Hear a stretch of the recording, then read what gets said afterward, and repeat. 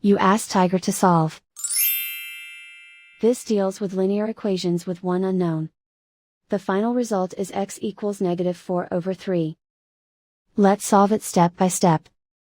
Group all x terms on the left side of the equation. Add x to both sides. Group like terms. Simplify the arithmetic. Group like terms. Simplify the arithmetic. Group all constants on the right side of the equation. Subtract 11 from both sides. Simplify the arithmetic.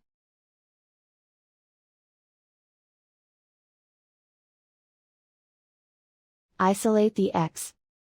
Divide both sides by -6. Cancel out the negatives.